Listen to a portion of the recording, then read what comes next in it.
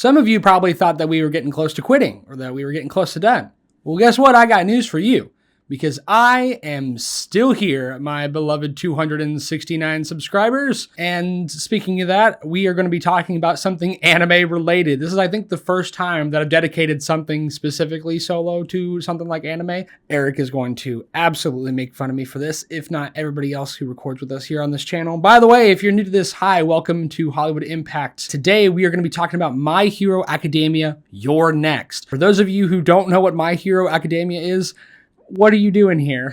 But I mean, if you stick around, bless you. For those of you who do know what it is, bless you still, because My Hero Academia is probably my favorite anime of all time, one of my favorite shows I've ever seen. But this video is mainly for the people who do know what it is, because this is the fourth movie of the franchise. They have 4 films that are kind of outside of the technical, I guess, canon of the show. This one really tries to be part of the canon, but regardless, there is a lot to like in here. The overview of this movie basically is there is an imposter of All Might, who is like the #1 hero, the hero everyone looked up to, the hero the main protagonists look up to. Someone is impostoring as him, running around, and they've captured this girl.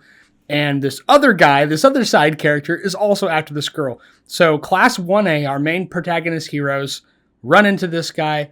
But as they're capturing villains, they notice this one girl's being hunted, and then this other guy is hunting her, and then the guy who pretends to be All Might, he looks like him, he sounds like him, also wants her. There's a lot of moving pieces.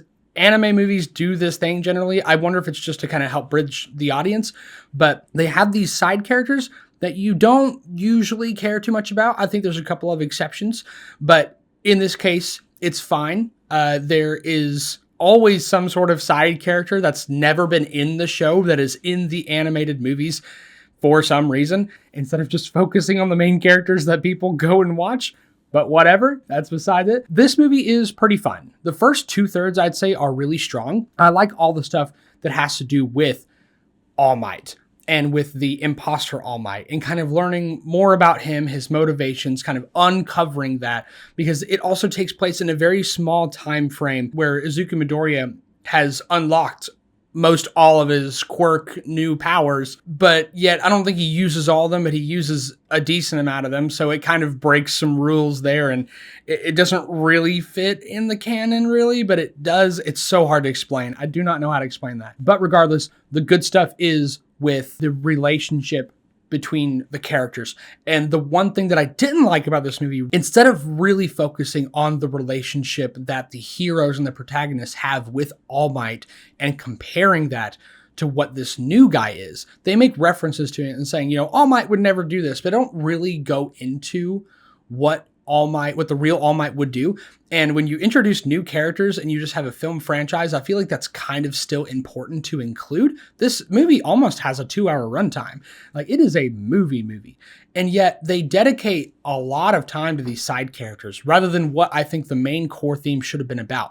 Regardless, the stuff is really cool. There's a lot of cool new characters, a lot of cool new quirks. I like that this new imposter is sort of this overarching, very short-lived villain with like a gang of other people. No spoilers, of course, but there is a lot of cool stuff in here. If you are a fan of the show, you should absolutely watch this. It is a good time. However, it is not great. The last third really falls off for me.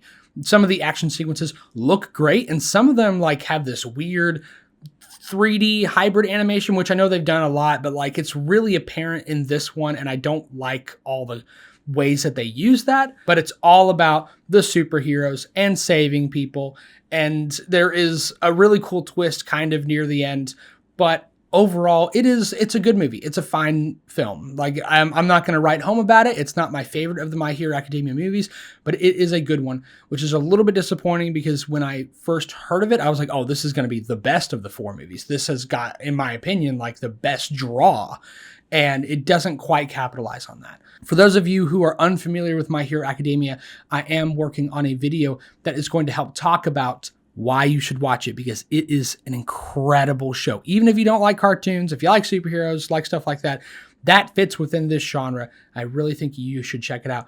But for now, I'm going to go ahead and give My Hero Academia You're Next a solid 7 out of 10. Thank you so much for watching. Be sure to like, comment, and subscribe. Please help support us. We would really love to have you along for this journey. And as always, you all have a good one.